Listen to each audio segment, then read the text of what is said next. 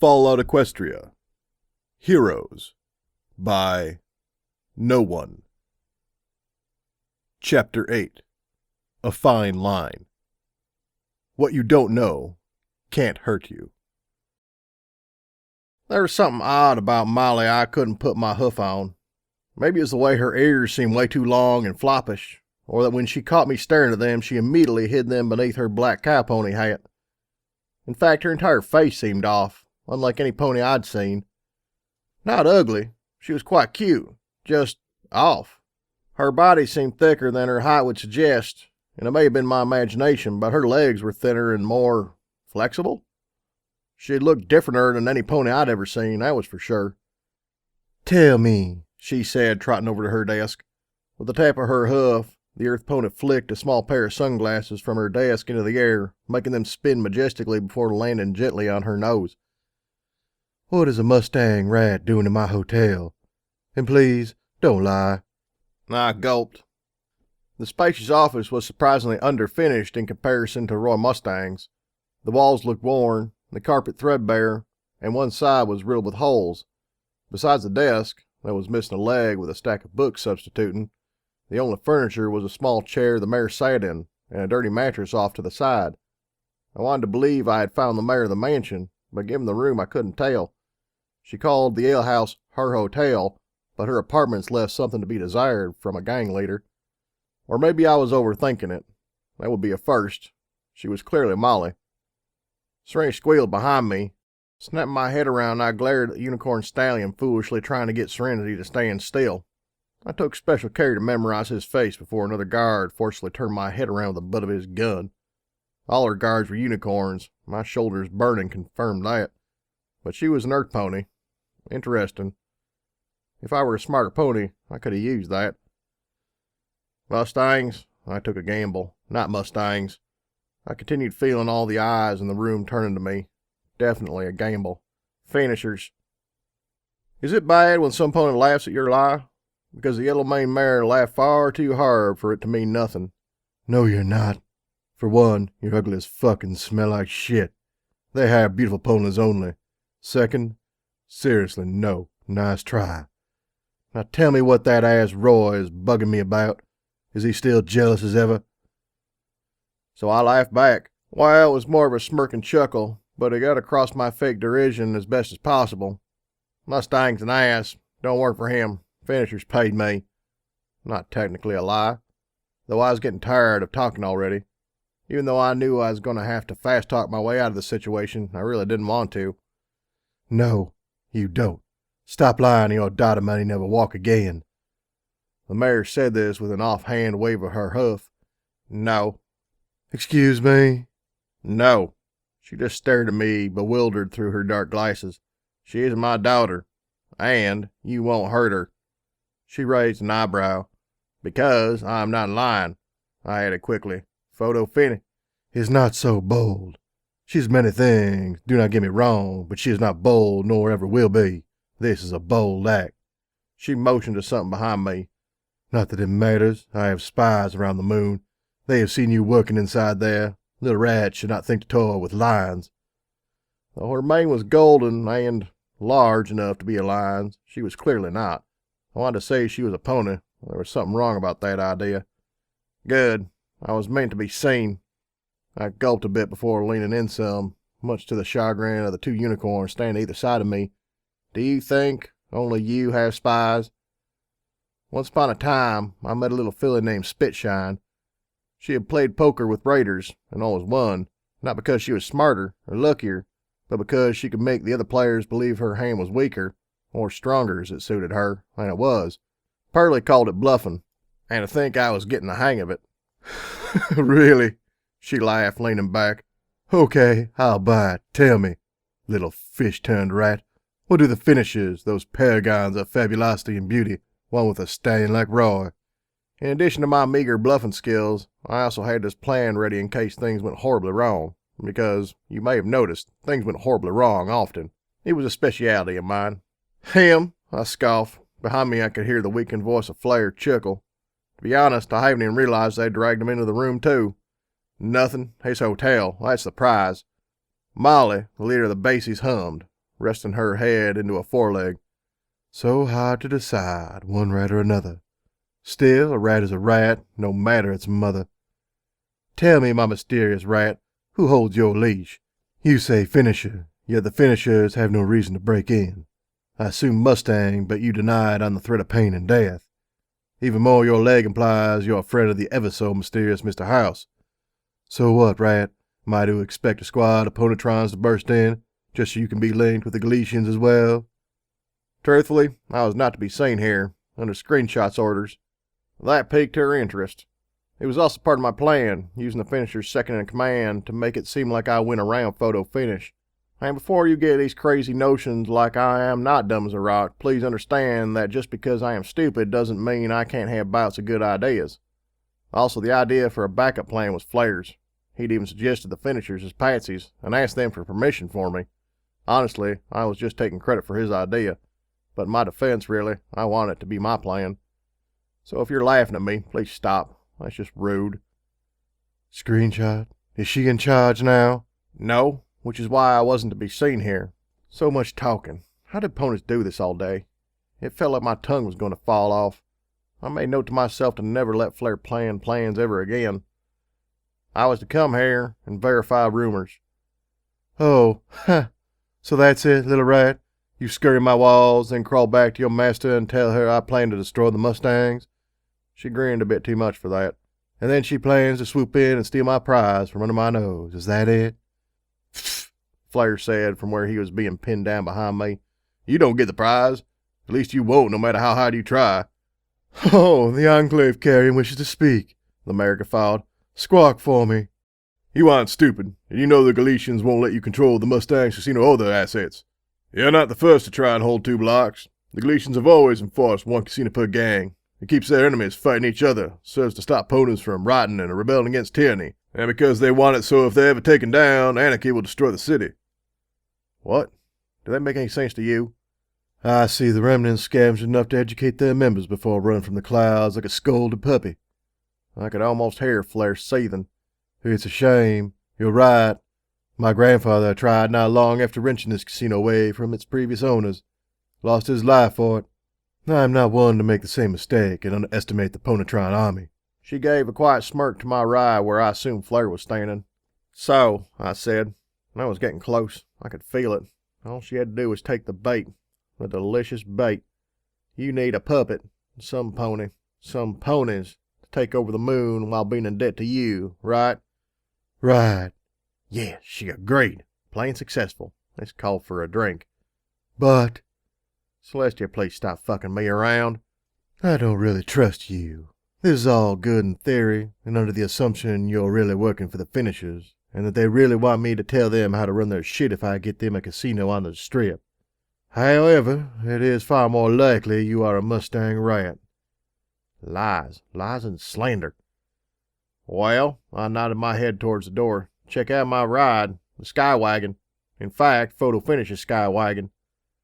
She hummed and hawed. Apparently I made a good argument. Okay, she nodded, standing up off her chair. Ha, that was easy. Wait, last time I thought something like that, my whole plan nearly imploded. I mean, Flare's plan. On one condition. I blame my intelligence chip for giving me bad luck. You have to fight for me. What? You see, while the Mustangs have hookers and drugs to keep guests entertained, the alehouse tries to appeal to more base natural instinct, the love of violence. To that extent, I turn trained dogs against each other, and ponies place their bets. Very lovely to watch, and it's never to the death, of course, but accidents happen, and blood is spilled. Okay, I said. Good, because you don't have a choice, as I plan to make you fight anyway. Since maybe you're being honest with me, I'll only make you fight once, against the current champion, Tor. He's a lovely pet, truly, and gentle, too, outside of the ring. She walked right up to me and reached up to pet me on the head. Really. One of these days I swore to end her.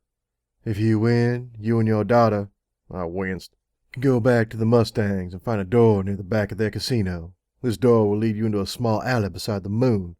You need to unlock it and tell me when this is done to complete the plan. If you don't, I'll kill you, but only after my stallions have a turn to your daughter. Can you set some pony on fire with a look? I tried. I bet if I was a unicorn, it would have worked. And that's if you beat Tor. If you don't, I keep your daughter here, and you complete my quest anyway. Got it? Yep, that was totally not gonna happen. No pony can't say I didn't give you a fighting chance. Besides, even if you are just a Mustang rat, I have more than one way to skin a cat. So if you attempt treachery, it'll still fail. Survive? I whispered under my breath. I had to remember that. You won't survive. Flare flailed around, gesturing wildly. He either knew his tail was on the line too, or he suddenly cared about me. Probably the first. Did you see him? I mean, for fuck's sake. I saw him. We were heading just off the theater stage turned arena. What was once a classy playhouse, complete with glass chandelier, had turned into a fighting pit. The stage had been refitted with a large steel cage in which, I assumed, 2 ponies entered and 1 left. Dramatic, right? In the seats, ponies watched 2 of their brethren pummel each other into surrender, all the while placing bets. The whole setup was made all the more classy by the bloodstains everywhere, and the remains of the chandelier smashed atop the center of the complex. And on the other side of the stage, hidden from the crowd but not from me, was Tor. Now I have gone on and on about how large a pony I was, but this pony made me look like a foal.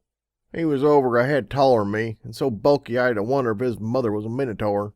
It'd be like if I started taking buck and didn't stop for the rest of my life, and even then he would have been bigger. Fillies and gentle colts. Molly's voice erupted from the loudspeaker as she trotted back and forth in front of the cage. Are you ready for a fight? The cheers from the crowd were almost deafening. Today it's our reigning champion, the slow but steady Tor, set to take up his toughest challenger yet. With that, the lumbering brute slowly walked his way onto the stage. It may have been my imagining, but the ground seemed to shake as he walked. Either that or it was shaken from the massive roar that erupted from the audience. And his opponent. He really did know how to put on a show. I gulped and turned to my companions. They weren't heroes, I realized. They were simply ponies, who for one reason or another was stuck with me, following me. Even though I didn't understand why, I had to appreciate it. They were the closest things I had to friends since Stable 42. Hide gun. The small pink unicorn trotted to me, determination in her deep gray eyes. Yes, I said, partially drowned out by Molly. The mysterious mare without a name. Serenity looked down at her hooves before turning her eyes back to me. Don't die. I nodded and turned and exited my hiding spot to the roar of the crowd.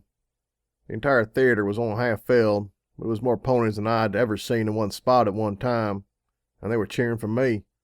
Against my better judgment, I smiled, and even waved my metal hoof menacingly before being rudely shoved into the cage. When I turned and saw him, I don't know how to explain the sensation as the yellow stallion glared down at me. The way he flicked his blood-red mane out of his eyes and whisked his tail as if about to charge, it made my chest tight, almost. It made me want to turn and run back the way I came. It made me almost feel as if I was falling all over again. Then it hit me, this sensation. I was afraid. I'd been afraid before, of falling, and I was afraid of getting Serenity hurt. But this was something new. For the first time in memory, I was unhindered, uninjured, and facing another pony, and I was scared of them, fearful that they could actually beat me. I cannot explain how unnerving it was. The sensation tingling up my spine, making my mane stand on end. I gulped visibly as Molly spoke. The current odds are 9-1 for Tor. Bid carefully, bid often, gentle colts. Who knows how long this match will last? Thanks for the bout of confidence. I realized it then, as Tor lumbered above me, that Molly never intended me to win. This was just an act to beat up a rat. Let the fight begin. The crowd cheered one last time, then they were gone, and the world shrunk down to me and Tor. Molly, Serenity, the crowd, hell, even the stage vanished from my sight and mind. Slowly I strafed right, and the lumbering oaf followed. Me. He said slowly as we circled each other like chimeras circling our prey. Me, Tor. Who are you? I'm hired gun. I took a step back as my heart started pounding against my chest so loud I could hear it. Me sorry, hired. Sorry. You go bye-bye. His first swing was slow and clumsy, but I couldn't move. My head started panicking and yelling, but I couldn't get my thrice-damned hooves to move. It was as if I was glued to the stage, paralyzed by fear. What was I coming to? Then I heard a voice in my head say, "Survive." I ducked. The blow grazed the top of my head. Pain flashed as I jumped back, but the sensation melted away. I couldn't even feel the blow, not when he was coming at me again. Rearing up, he lashed out, but I danced backwards. Dropping back down to all fours, he charged me. Big as he was slow, and it was the easiest thing in the world to roll sideways away from him. I was until my metal leg didn't know the drill. The damn little thing got tangled up under me as I tried to get back to all fours. It took a precious second for me to get my hoof back under me. Too long. I didn't feel the blow, nor did I notice I'd been thrown across the arena, slamming into the cage wall before slumping to the ground. Next thing I actually remembered, I was opening my eyes to see Tor standing above me, one hoof raised. I was going to fucking die.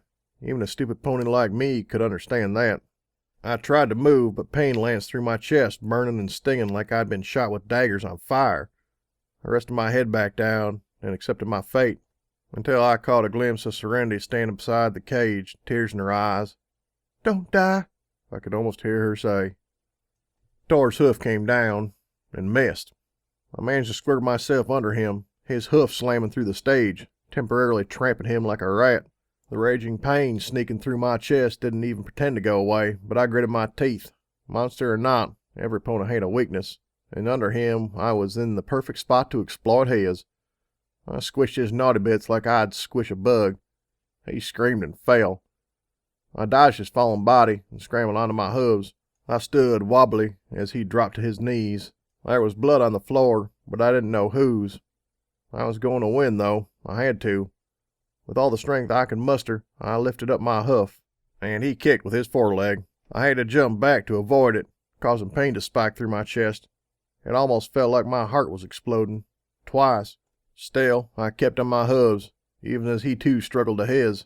Somewhere in the back of my mind I could hear the crowd cheering, but they vanished just as quick. In a fight there were only two ponies. Everything else was just a distraction. "You," the hulking pony said. "you cheat. Me no like cheat." "No such thing as cheating in a fight." "Shit!" He charged full force at me, faster than a pony his size had a right to. Without even thinking, I stepped aside and lashed out with my metal hoof on his leg. The vibration of the hit sent shockwaves through my body as he tumbled and rammed headfirst into the cage. I turned to face him. My whole body was shaking in pain, and I could feel sweat drip down my face. I need to end this, I realized as I circled around him, but I didn't know how. I couldn't risk getting close as he was too strong by far, but I couldn't very well attack him from a distance. For once I felt what it was like when regular ponies fought me. I didn't envy them one bit. He charged forward again. Quickly I pivoted my body and bucked. The feeling of my hoof striking his face with a crack was nearly orgasmic. Until, of course, he grabbed my other legs with both forelegs. I felt the strange sensation of lift as my connection to the earth was severed, and I was tossed. This time I felt the pain surge through my body as it slammed against the cage with an audible snap. I think I broke the damn cage. My body fell, but seemed to hang in the air, not falling the whole way. My eyes panicked, searching wildly as my whole body throbbed. If I was in a joking mood, I would have asked some pony to get the number of the tank what hit me. Instead, my thoughts consisted mostly of fuckity, shitty ass fuck. Celestia, fuck me with the moon or something, fuckity fuck. My skeletal metal leg was caught in a prong of metal jutting out from where my body broke the steel cage. Tug as I might, the thing would not break free. Worse yet, I could hear Thor stomping up. With my heart racing, my whole body throbbing, Thor reared up behind me, and I pulled free. The hoof missed. Instead, it struck the hole where my leg was stuck, and instead of being caught, the metal ripped and tore at his flesh like the cage was a monster gnawing on its prey. Score one for fake legs. I reared up and felt a tinge of pity as my hoof slammed into his face, ripping his cheek to bloody shreds as his eye already began to swell. By the time I hit him again, his eye was already swollen shut, and blood flowed down from his wounds, turning his muzzle into a bloody mask. I reared up again and waited. I was done. I had won. By luck or by chance or skill, I had him at my mercy. All he had to do was give up and let me have my victory. Instead, he stared me in the eyes. No, me tor. Me no lose. The next blow rendered him unconscious. His hoof still stuck in the fence as the metal bit into his leg so deep I could see a slight glimpse of white bone through the wound. I turned to the crowd and saw them for the first time. Ponies of all different shapes and colors, pink and red and blue, unicorns, earth ponies, and even a Pegasus or two. They were all watching Tor and I fight each other to bloody pulps, and they were cheering. These ponies didn't care about their brightly colored coats and manes. The only color they cared about was red. How could I have ever thought that these ponies were worth fighting for? They were worse than monsters. I gracefully strode out of the arena, a scowl on my face. Except that didn't happen. I tried to be all victorious and epic, but the result was more like me falling face first into the floor with an echoing thud and a resounding "ooh" from the audience. That's it, fillies and gentle colts. The weird-looking earth pony said, standing above my resting body, giving me a nice view of her rear. I mean her, not nice, more like pleasant. That's no good either. What about her tail? Her odd-looking tail. I didn't get a good look at it before now, but now I did. It seemed to be tightly braided with a little poof ball at the end or something. That was definitely what I was looking at. It seems that the mighty Tor has been bested for the first time. An impressive feat, even for a cyborg. Well, that had nothing to do with it. My stupid leg got in the way more than it helped me. Bet chits can be cashed into the box office in the back of the theater. The next fight is between the BatMare and Crazy Thunderhoof Facecracker at 8 a.m. Be sure to come early for the best seat. And in the meantime, feel free to enjoy our many amenities. The White Tie restaurant is open till midnight. And of course, the buffet is open 24/7. She took a deep breath as I slowly squirmed my way over to the cage entrance. Have a good night, everyone. Finally, the stage curtain swung closed, hiding my stupid mangled body before the gaping eyes of the crowd. Well, Miley turned to me with a smile as Serenity took a tentative step forward. You horribly injured my best fighter. You owe me, you little shit. Blinking, I stared at her, my mouth agape. I'm just fucking with you. She turned her head and gave a slight nod to Serenity, who quickly charged forward. Ow! I winced as she hugged me, pain skipping through my chest all the way down my spine. Not so hard. With a squeak, she jumped back and stared at me, a sad smile on her muzzle. Your face is leaking, I said slowly. For some reason, my head felt all wibbly-wobbly. I won, didn't die. Told you I would. Need a drink. She quickly wiped the tears out of her eyes and smacked me. What? You've got a head wound. Drinking's the last thing you need to do. No I didn't. No, I don't, I said, doing my best to struggle past the pain and rise to my hooves, and failing horribly as the effort sent spikes of pain into my chest, forced me back down, gasping and wheezing. Need a drink. Forget about pain. Alcohol's a blood thinner. So, I just sort of stared blankly at her. It's just no drinking, she said with a pout digging into her bag. She's right, you know. I gave my head a half turn to see Flare hanging upside down in the air, snickering at me. You're tough, you know that? I think I've only ever seen one other pony take direct buck from Tor and live. Never mind actually getting up. I did not feel tough. And that pony didn't even beat him. The only other pony would ever beat him was Sleekuff of the Shadow Bolts, and that was more due to Tor being slow as shit. Yep, you're gonna be famous for this. For at least a week. A week? I'm jealous, truly. He laughed, doing a quick flip. Let me guess, I groaned. You could beat him. Hell no. Are you bucking nuts? He'd have torn me to pieces. Don't give me that look. Just because I'm arrogant don't mean I'm stupid. And besides, I'm an explosive expert. You know, things that go boom. Not all this messy hitting and kicking. And just no. Besides, I couldn't stand being caged like this. Gotta be free, you know. I had no idea. Ow! I squeaked as something warm and wet splashed my head without warning. And it stung like fire. What the? I looked up to see an empty healing potion glowing above my head. Ow! Why couldn't I drink it? If it was any pony other than Serenity, I would have glared. Pouring things on the pony's head just wasn't polite unless you warned them first. Already I could feel the wound I didn't know I had start to stitch itself together on top of my head. Serenity smiled at me in a slightly patronizing way. "'Cause your ribs are all screwy." "No, they weren't. Ow!" She poked them to show me otherwise. "And they might be poking your lungs." I had to use my usual, "what the hell does that mean?" look before she continued. Flare just laughed. "It's like the healing potions don't move your bones around or nothing, so if they healed in their wonky positions, then they'd be poking into your lungs for the rest of your life, and it's like deadly. I'm not sure, though. But you should see the Watchers. They'll be able to fix 'em up right good." "Can I break up this little love fest?" Molly snickered, leaning against the cage, her black hat slipped to one side, letting one of her long ears poke out. "You're not going anywhere till you talk to Mustang and make up some bullshit to appease him. And don't think I won't know. You got lucky this time." "Kinda hard," I said before biting my lip and forcing myself up, when I can barely stand. The yellow maned pony just smiled at me. "I've gone through worse. Stop whining like a bitch." Obviously, I glared at her, prompting her to wink under her dark sunglasses. "Find some way and get the fuck out of my casino. You know, before I regret my decision. I've killed ponies for smaller offenses than breaking into my casino." She snapped her head and barked at the unicorns, tending the broken and battered Tor.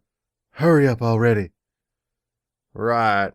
I groaned as Tor was levitated out of the cage. Molly followed with a flick of her tail. "Serenity, I need something." I wasn't quite sure what. Something for the pain. No way I was going to be walking out of here of my own strength without it. Then I remembered the 2 syringes of Med-X1 confiscated from Flare back before the drug dealer base. "Med-X," I said. Serenity sighed before levitating it out of my saddlebags that I had given to Flare to hold as I fought. A huge mistake, obviously, considering he was an addict and I hadn't found the time to sell the drugs I nicked off him. There was a sharp pain as the needle stabbed into my shoulder. A few seconds of nothing, and sweet relief. Pain washed away from me like a tide, leaving a lingering soreness, but nothing I couldn't handle. Flare led the way like he knew the place, which he probably did, taking us through a series of back hallways before emerging in the theater lobby from a door marked "Employee Entrance Only." Serenity, for the first time in a while, opted not to use me as a taxi, given my current condition. The lobby had been beautiful once, with bright red carpets, gold inlaid wallpaper, and a marble staircase with gold railings leading up to the theater lobby. But of course, most of that had been destroyed, the carpet stained, and the wallpaper ripped. Though the staircase was reasonably intact, I couldn't help but wonder what the place looked like in its prime. No doubt it would have been a sight like no other. On the wall there was a slightly worn poster behind shattered glass. On it was a single gray mare with a dark gray mane and some sort of large guitar thing leaning against her. I tried to imagine I was here to see her, walking in with a fancy dress on and sitting to watch some musical performance in a swanky theater. I tried to imagine I was in the past, in a place where we were still able to sit down and enjoy something other than mindless violence and sex. Which was stupid. The past was never coming back, and imagine it never helped no pony. Med-X must have been messing with my skull. Moving on. The rest of the hotel was set up in a similar swanky fashion. Red carpets, yellow gold walls, with lots of lighting seemed to be the theme. It was honestly a nice change from the moon, which seemed determined to make everything as dark as possible. I noticed at least 2 active restaurants, and the main casino floor had its own separate buffet table. I really wanted to ask what was with all the food, but chances are I'd just be called an idiot. "Congratulations on your victory," a voice said as I attempted to leave the Celestia-forsaken casino. Turned, I saw a cute orange stallion with an overlarge cowpony hat. "You're great," he said with one of the brightest smiles I'd ever seen. Was I blushing? For fuck's sake, this was not the time for hormones. "Thanks, I guess." "I mean, really, it was just amazing." Anyway, he scratched the back of his head with one hoof as his voice sort of trailed away. That wasn't until the other pony man in the dash shot him a look and nudged him. I mean, though, if you had time, wouldn't mind, getting a bite sometime, maybe, with me?" Gulping, I did my best to force my stupid cheeks to stop burning. No. I quickly trotted out of the hotel, pretending I was not just asked on a date by a cute stallion. I definitely did not run headfirst into a door labeled pull. I did not try 2 more times to push the door open. And without a doubt, I did not blush furiously and storm out when I realized what had just happened. If any pony tells you differently, they are a liar, a cunt, and a liar. I need a drink. Which, of course, meant I was not going to get one for hours or days because Celestia hates me and likes to laugh at my stupidity. I guess I was wrong, Flare said as I stormed northward up the main Dias street.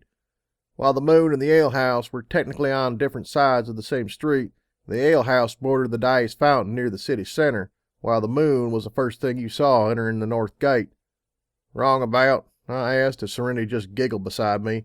Clearly she knew something I didn't. Here I was thinking you were a filly fooler. Wait for it. When in truth, you'll just fuck anything. I bet if I printed up a Minotaur, you'd... There wasn't any hope of ever getting respect. So to make my point, I kicked out Flare's front leg, sending him face first into the ground. Hey, you! Flare just chuckled. Where would you be without me? Not here. I wasn't sure if that was a good or a bad thing. I really need to change the topic before opponents got on my case about how uptight I was. So as Flare jumped back to his feet, I asked the first thing I thought. What's with Molly? Silence. Serenity and Flare were giving me the creepiest wide-eyed expression. She looked weird. Her ears, they were too long. Her whole face was... It was... Silence.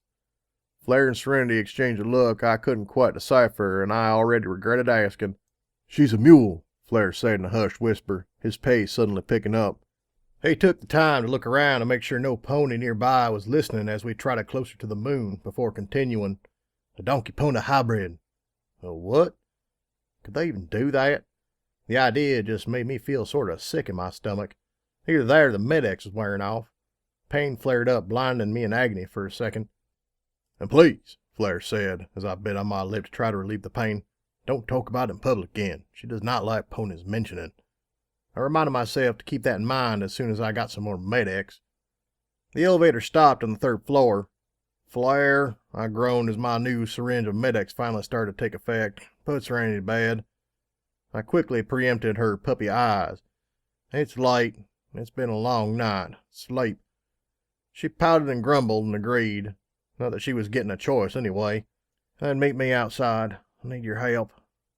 Sure. Only because you didn't kill me for that filly fooler crack. I pushed Flare out the elevator. I reserve the right to change my mind, I said as the door closed. He just sort of smiled at me. Good night, Mommy. I could vaguely hear Serenity yell just as the elevator jerked upwards. It was then I realized that me and Flare were friends. At least I think we were, because honestly, I was not well versed in the whole friendship thing. But if we weren't, then we were the closest thing possible without quite crossing that friendship threshold. And I certainly wasn't thinking that to keep myself from thinking about the fact that the elevator, at any point, could suddenly stop working and plummet me to my death. One trip down a hallway and up a gilded staircase later, I was back in Roy's penthouse. Instead of sitting in his office, Roy was sitting on one of his many lovely couches, a mare on either side of him. I may have just interrupted an orgy, and I blushed a bit and walked in. So I say to the bitch, if she can take my money, she can take my gun? His eyes grew wide as I stood there before him. Bruises spattered across my chest, and my hair still stained with blood. Holy shit, I heard you got captured. I did. And you had to fight that monster Tor. How so true, I sighed. What the fuck? Whatever. He clopped his hooves together. Leave us, girls. Business matters. Shouldn't be long. With an over-exaggerated shaking of the hips, the two whores slowly trotted down the stairs. Seductively shaking their hips, of course. I wasn't looking. It was just, they always did. Roy, however, kept his eyes on their flanks until they left down the stairs before even bothering to address me. Shit, girl, take a seat. I did, flopping onto the couch. I leaned back, sighing as my injuries stung just a little bit. Above me, I realized, was a skylight. Beyond the glass was blackness. No stars or moon, just clouds and the never-ending darkness. I always found the night comforting back in Marefort. Infinite blackness in all directions but the very small candle at my guardhouse. I don't know why, but it relaxed me. So, he said tentatively as I turned to him. His fur coat was tossed haphazardly onto the floor, giving a good view of his flank, and by flank I clearly meant cutie mark. I wasn't sure what a jeweled cane was supposed to symbolize, but it was impolite to question another's cutie mark, or so I was told. What the fuck? I told him what happened, about how the plan failed. We got captured, the deal, the fight, and all that. I even told him how I managed to talk my way out. So she wanted me to unlock your basement door, I lied. The sewer door. Then tell her for her to attack. Now before you get on my case for lying and breaking my contract, please remember his words. He told me to get the juice on what Milo was planning. He did not actually tell me to tell him. I broke no contract. It's not my fault he gave a vague order. Ha! That ass don't know who she's fucking with. Mustangs will show her, he grinned. Go to her tomorrow and tell you did it. I'll load up the tunnels with so many mines she won't know what hit her. He grinned deviously. I wasn't nearly as confident. Even if the bases had actually planned to attack from the tunnels, it was still a terrible idea to plant bombs under your own casino, as a rule. My payment? I asked. You tell the bitch what she wants to hear first. Can't have you running off on me. Bullshit. I just wanted my gun. Whatever. There's no point in arguing.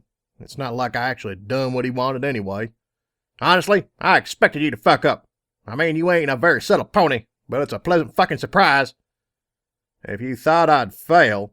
Don't get uppity with me, bitch, he stomped his hoof down. I wanted you to succeed, but if you didn't, it'd send a clear message that I knew she was up to something.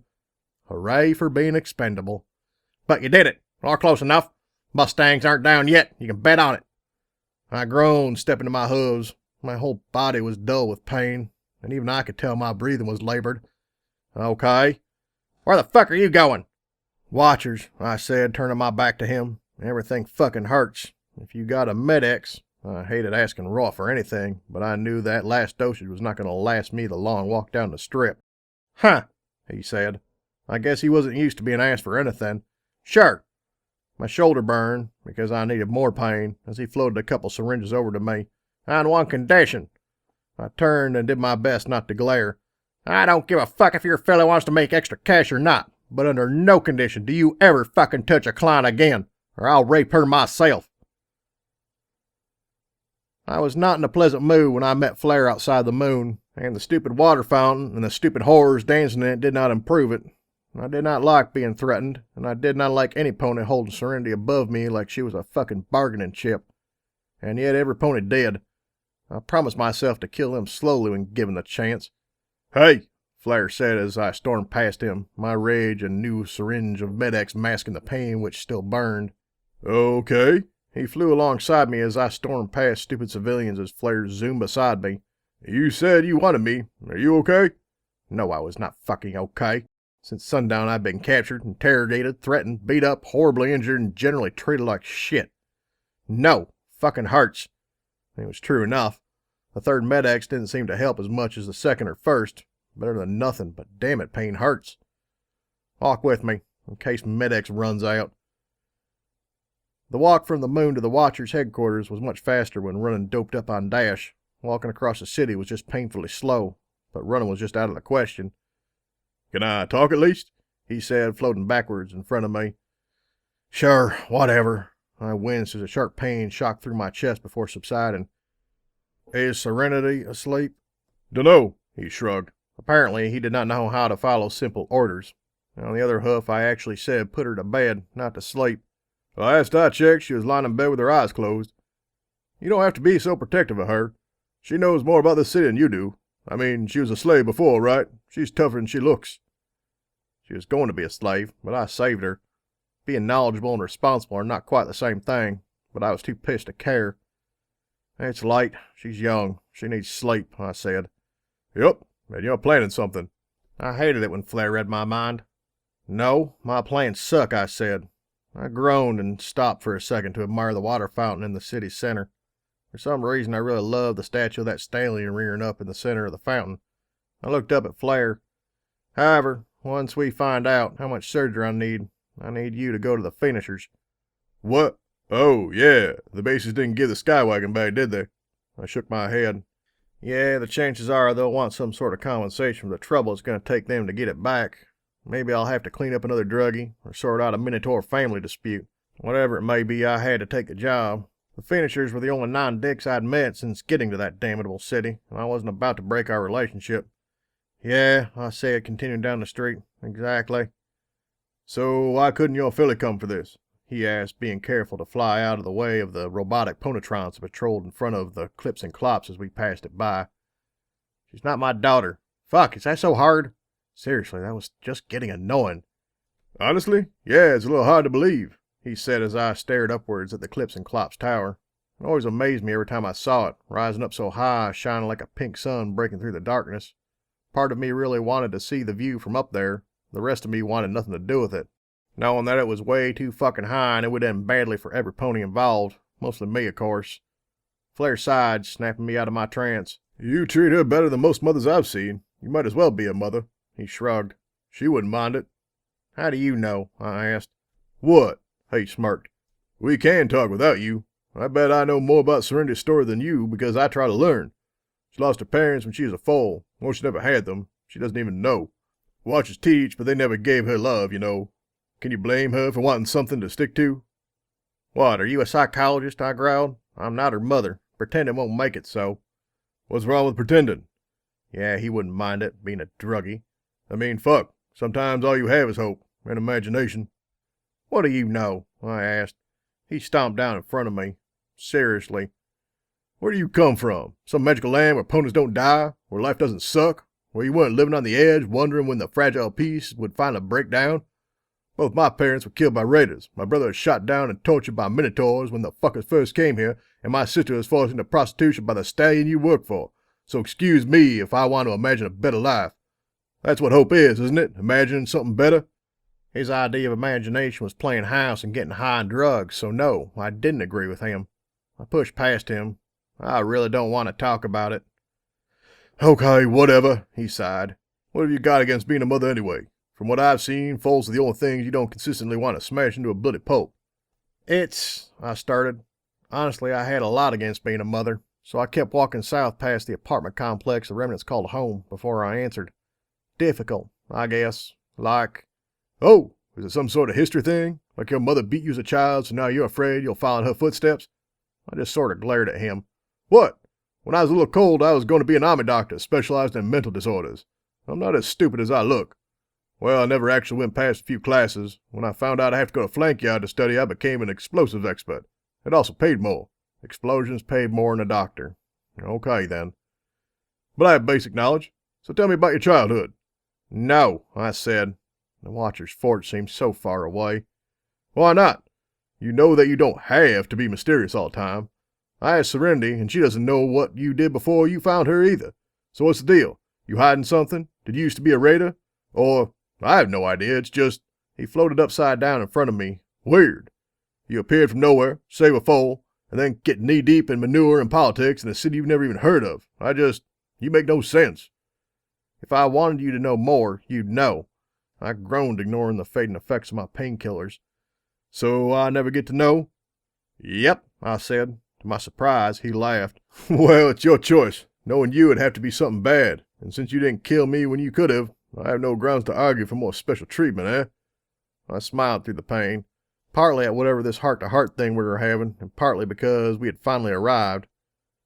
I trotted up to the Watcher's fort entrance where two ponies stood, battle sails ready for any possible attack. Between them stood a huge, hulking, ominous figure of Ginger the Minotaur.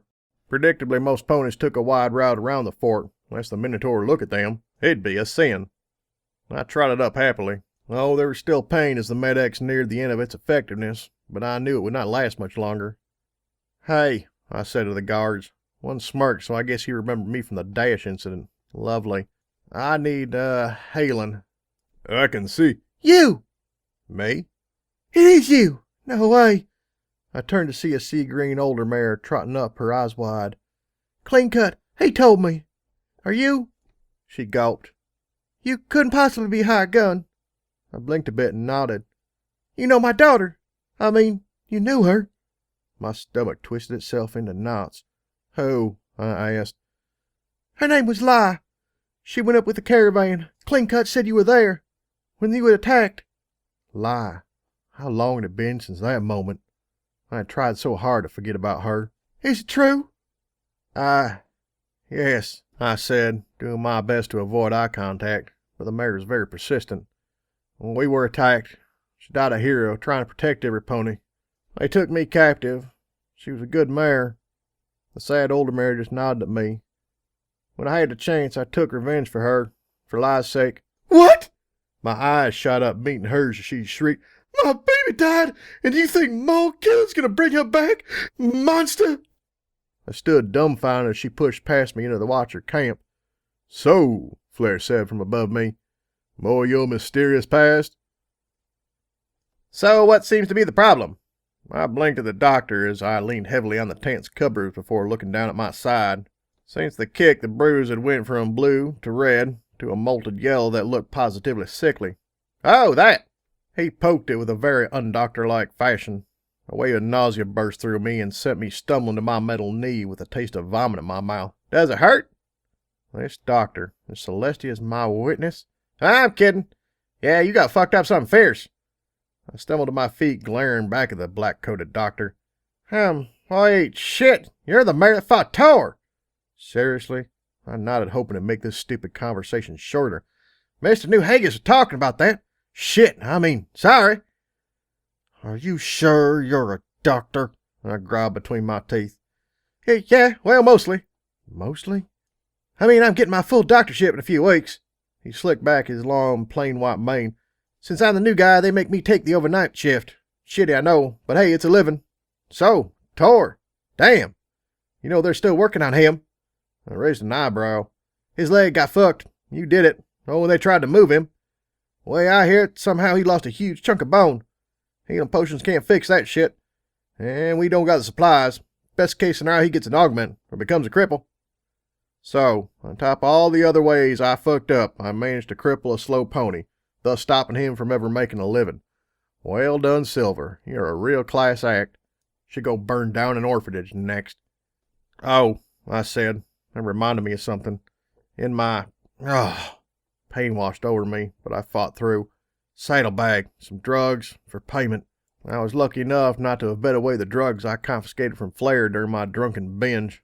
Hopefully that would be enough to pay for whatever surgery I needed. The doctor nodded and my shoulder burned and his magic rummaged through my bags. Wait! A container of something was suddenly floating in front of me. Is this Hydra? The label thinks so.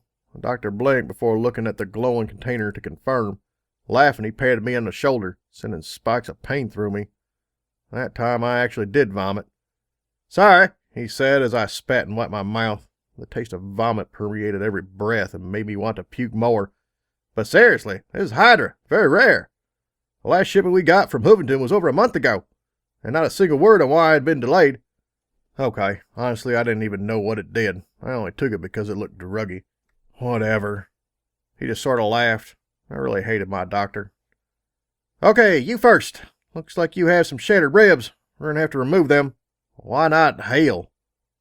Trust me, I'm a doctor. The black-coated doctor gave me his very best smile, and I wanted to vomit again. This day was not going well, and it wasn't even over yet. Gentle winds blew across the field, making the flowers dance between the vibrant green grass.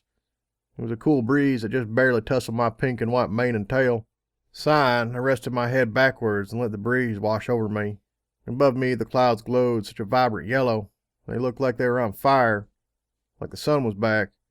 It took me a full minute of basking in warm rays of the beautiful afternoon before I realized I was resting my head in another pony's lap. Rolling, I let my hooves sink into the grass before climbing to my feet. Before me was a pony with a red mane and a red coat. She gave me the same fiery look she always had, her green eyes burning with passion. Good morning, she said. I always wondered what heaven felt like. As I lay back down, resting my head on her, I think I got my answer. Drip, drip, drip.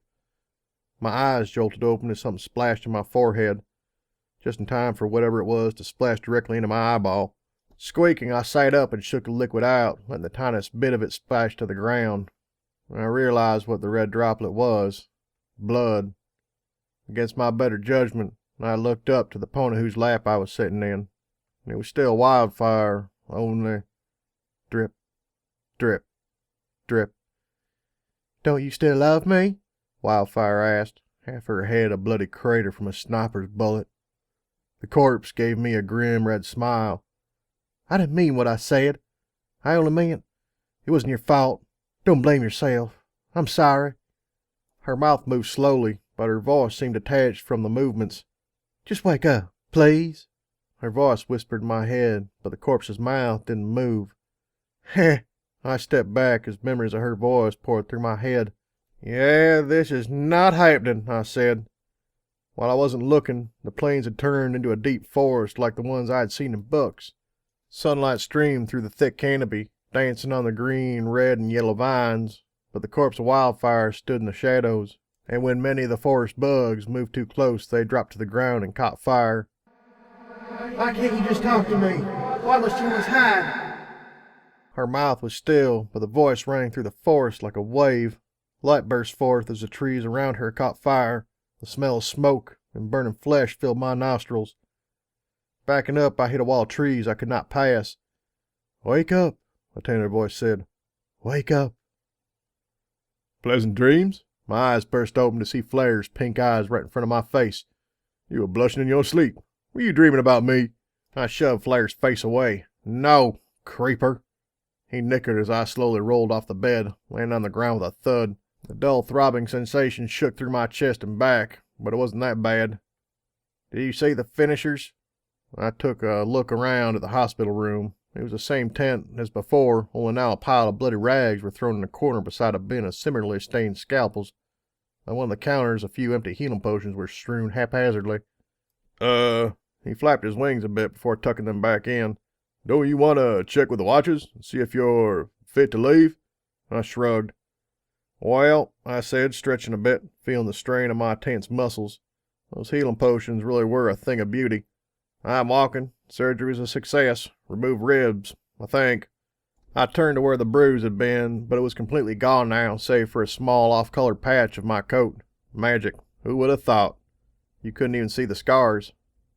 Been out too long, I said. Like 4 hours total, considering you just had surgery. Too long, I said. Some Med-X and I'll be fine. Just a bit to remove the pain. Still have work to do, I said, under the assumption the finishers did in fact have work for me. I just sort of assumed ponies were going to get me to do their dirty work. Flare looked at me with a pained expression before rolling his eyes and looking away. Whatever.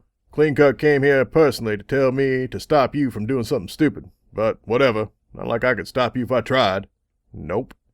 You're popular, by the way. Since I got back from the finishers, Clean Cut came to visit, and then that mare that flipped out at you in front of the gate, and then some pony who heard you were a mercenary and wanted you to take a job in some fucking desert to the northwest. He told him to fuck off, I presume. Of course. He bowed elegantly, his outstretched wings knocking over an IV rack. Meant to do that. Totally, I said. Suddenly, and without warning, my head was swimming with stupid emotions. Listen, I said. Be prepared for something stupid. About before, I'm sorry for getting mad at you. That's right, I just apologized. Seriously. What? He looked at me, his eyes wide in shock, almost as if he couldn't believe it. Right, me too. Don't worry, come on, he said, flying out of the tent. The finishers want you as soon as you're ready, and fuck it, you said you're ready, so you're ready. Camp was silent as death. We tiptoed our way to the gate and slipped past the guards with nary a nod. Now, I could bore you with a long, painful description of our walk north from the Watcher's Fort to the main Day's Gate into Parasite Mound and the Finisher's headquarters. Hell, I could even give you a word-by-word of Flare's thrilling recount of the Battle of the Song, a name apparently made up by a guitarist 10 years later, I should add, where the bassies took over the alehouse in the middle of a concert. But I'm far too nice to make you suffer through that. To keep things short and your mind focused, let us say it is not important. After a long walk past the creepy ponytrons, we made it through the Day's Gate, through the blackened streets of Parasite Mound, where I could feel the eyes watching me from the darkness, piercing my coat and making me shiver. How I hated Parasite Mound. Also the name. Such a stupid fucking name. There it was, the Finisher's headquarters, shining brightly through the dark town like a miniature sun. No pony would dare attempt anything close to Phono Finish's eye. Groaning, my teeth fumbled with my saddlebags before pulling out that last syringe of Med-X and stabbing it into my shoulder. There was a sharp pain, and then sweet relief. Flare gave me an odd look before pushing through the doors to their office, blinding me with light. You are late. The photo finish, she does not like to wait, said a red pony, dialed up like the Finisher's usual striped dress and sunglasses. Screenshot, I nodded politely. Sorry, my chest was opened up, and bones were removed. There was a split second of revulsion on the pony's face before she quickly shooed it away. How horrifying! No matter, the great photo finish awaits. She lifted a hoof into the air. "We go!" and was off like a bolt of lightning. Now, the last time we went through this, I had to chase her up 3 flights of stairs. This time she burst through the nearest door. I followed in the slow canter, walking into what appeared to be a small theater. Strange music blared over the loudspeakers, and various circular tables were scattered across the room. Starting at the far end and striking outwards is a long, crudely made catwalk, half covered by carpet, with a single sultry mare trotting down the runway, spinning in front of Photo Finish at the tip of the catwalk. Photo Finish sat with a stern face, sipping on some sort of pinky drink. I really hoped it was alcoholic and I was allowed to have some. "Sit," she commanded. "These recruits." She shook her head as I pulled up a chair. "No, it's just no." Her magic flared up as she levitated her drink to her lip. "No class, no style. No. Where's the magics?" As the next sultry mare trotted down the catwalk, wearing what could only be called a dress by the strictest of terms, I really didn't see much of a problem. "Drink?" I asked. "Yes." For some reason, Flare chuckled beside me. Not unsettling at all. Now, Herr Gunn. We are nice ponies, yeah? We help ponies, and moreover, we do with all our strength to keep the streets safe. We have been nice to you. I, Photo Finish, have been nice. Now you get us into a tricky situation. A tricky, dangerous situation. So what do you say?" "Sorry?" "Yes, that is a start. Not enough." Was it ever enough? Sighing, I leaned back and kept my eyes focused on the stallion sauntering up the aisle in a skimpy dress. Par for the course for the finishers. I was just trying to make myself seem calm during negotiations. "Sorry is not enough. Compared to negotiating with the bases for our stupendous and marvelous flying machine, and having to pretend to work for those... Ugh." Visible disgust was on her face. "You don't like the bases?" I said, as my pink drink finally arrived. I quickly picked it up and downed the sweet-tasting nectar with great pleasure. It was fruity with just a barest hint of alcohol, but that hint was enough, especially when they poured me a second. "You know nothing. A dress is only as dazzling as its wearer. Molly. That Molly. She is the problem." I raised my eyebrow and she just sighed. "It matters not. What matters is that we cannot become her thrall. I, Photo Finish, cannot allow it. If she kills those despicable Mustangs and lifts us up in his seat, then our power will exist, not for real, but as an imagining. No, we cannot." "And you can't tell her no." We both shot a glare at Flare, who was leaning back in his chair, his yellow mane messily covering his eyes. "What? It's true. Molly don't like being told no, and the finishers would not stand her wrath. I heard when she first got the job, one of her underlings had the gall to call her a mule like she is, and Shut up." I turned back to my drink. The third one. I couldn't remember I finished the second one, but it was delicious. "So, what do you need?" "The Galatians need to be informed. Alas, it cannot be I who tells them. They have no love for the finishers, and the hag would not trust the great Photo Finish. So I need another, one who can be believed." The music stopped, and the last model disappeared through the curtains at the end of the stage. "Me?" I asked. "You.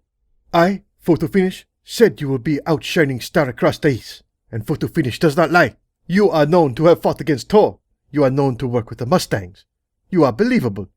And frankly, you look not smart enough to lie." I could so. I lied all the time. "Okay, so I have to speak with..." I had no idea who was the leader of the Galatians. I knew Roy ran the Mustangs, Molly the bases, and House was House, but the Galatians were a mystery. "Granny Dynamite." Really? Her name sounded even more fake than mine. "But first..." She clapped her hooves together. Suddenly, at the end of the stage, the curtains pulled open with a blare of music and a flourish.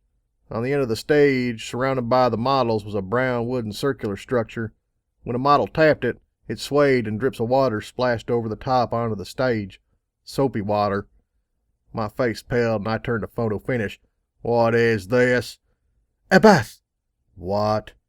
"Your friend, Mr. Flare, thought you might not go willingly." "Seriously, what?" "You are going to go as my envoy, a disciple of Finish, to speak with my Photo Finish's voice under Screenshot's guidance." "No, this could not happen." "You must be clean." "No fucking way!" I tried to lift my hoof at her. Tried. Blinking, I looked down as it wobbled and did not respond. My eyes darted around the room, landed on the 3 drinks before me. Did you drug me?" Photo Finish gave the daintiest of nods. Around me ponies surged, tugging and pulling me closer to soapy doom. Take off or cybernetic. Yeah, it's not supposed to get wet. Guns too. Ew, what did I touch? There's something living on her. Is it supposed to be that color? Maybe her cutie mark is dirt she never scrubbed off. As I was dragged closer and closer, the one word I could think of was survive. But there was no way I was surviving this. Footnote: level up. No new perks or stat milestones. Wow, you suck.